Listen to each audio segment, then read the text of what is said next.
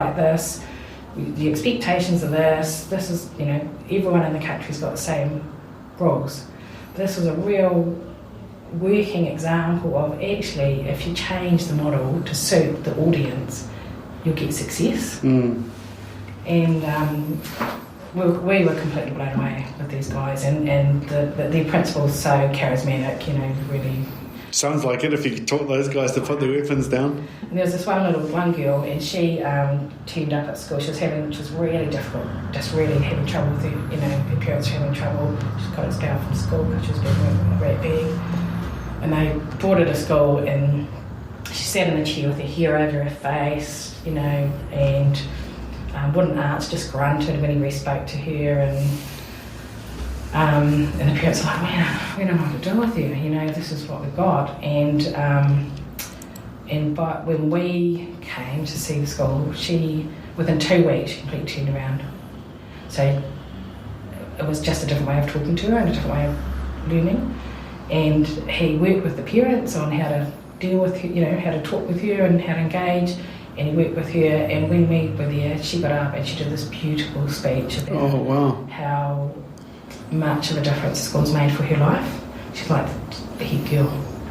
From not, getting expelled from school, being a rat bag, being really disrespectful to her parents.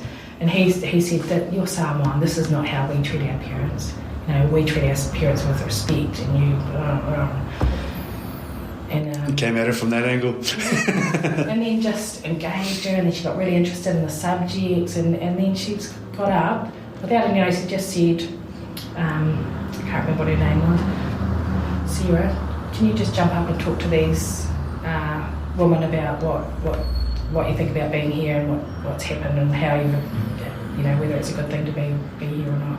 She got up there and she just was eloquent and spoke for about 2 minutes on the benefits of being at school and what a difference in her life it's made. Far out.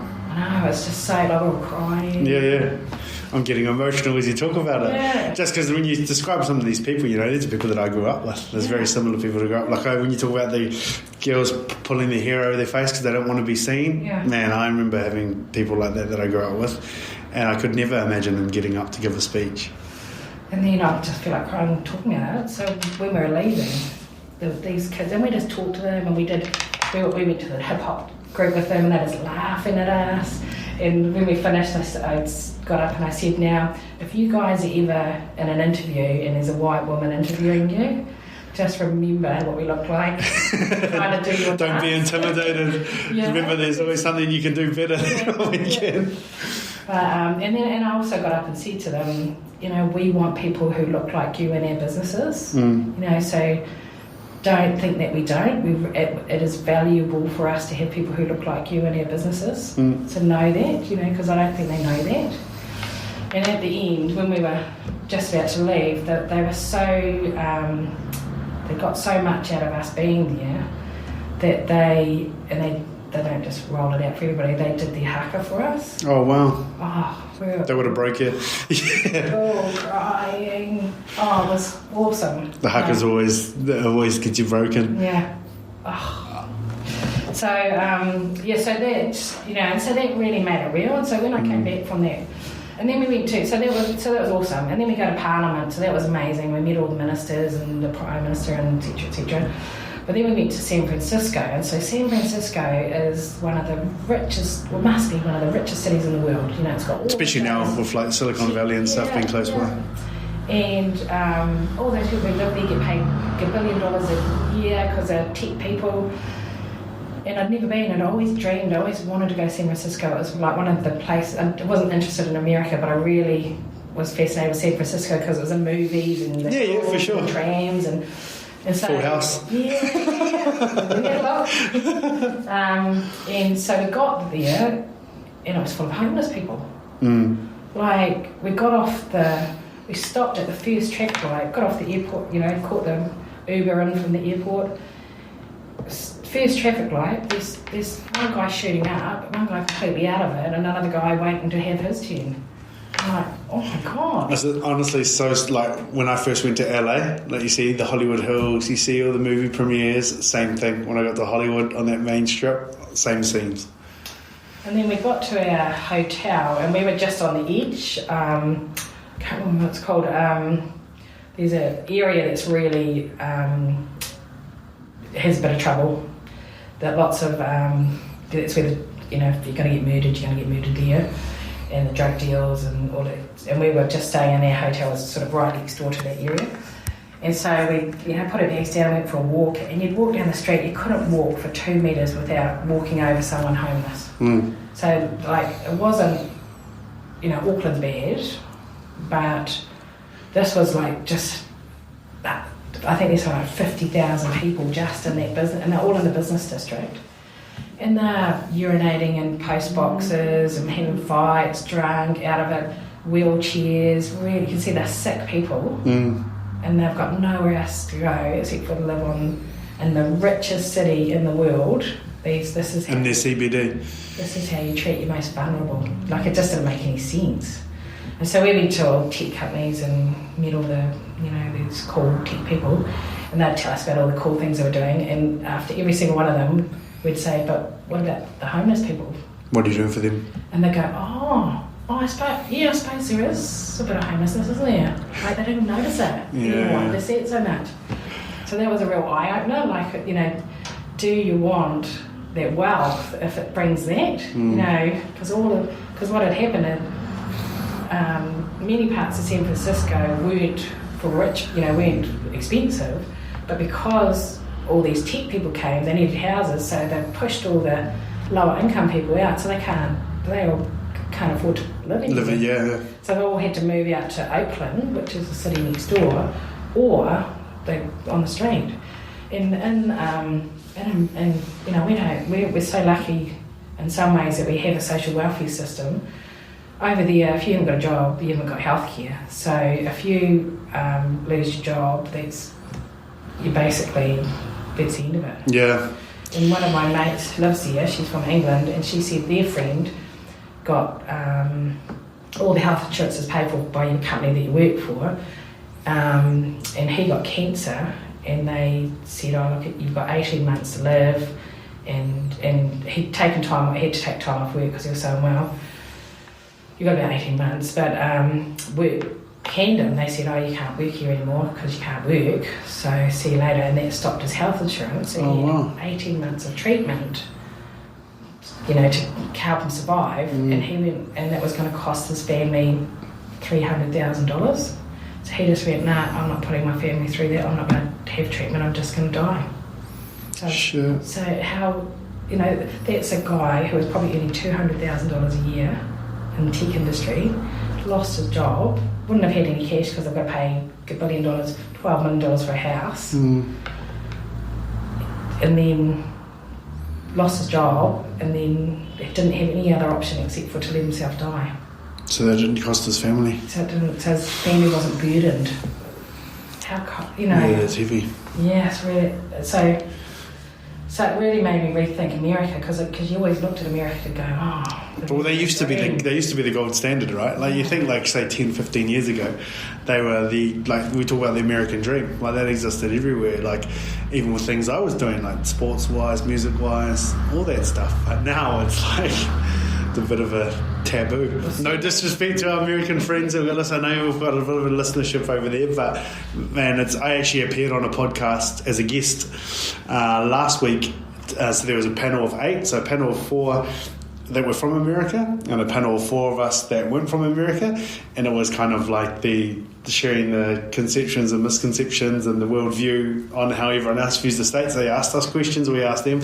It was super interesting, and the things that they kind of value and find important in comparison to what we value in these different countries. There was a dude, AJ, who's from India, and the way that their value system and what he believes in, the way I think we could take a lot from, personally I took a lot from him and the things he was speaking about, that you could see that just did not resonate with the American crew that one there as well. So, but yeah, I understand when you're talking about when you see that homelessness and stuff like that. When I turned up in LA and saw all that, it was crazy.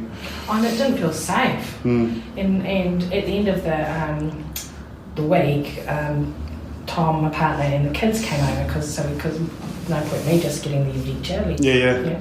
So spread the joy. Yeah, that's right. So they came over and we hung out there for 3 weeks because I really like to stay in a place for ages so you get to know it. You know, you're not there for 2 days and you go to the next place. And you can do the stuff beyond the touristy stuff, right? You can actually kind of take a couple of walks down a few streets and find the best coffee spot, all that sort of stuff. Best playgrounds.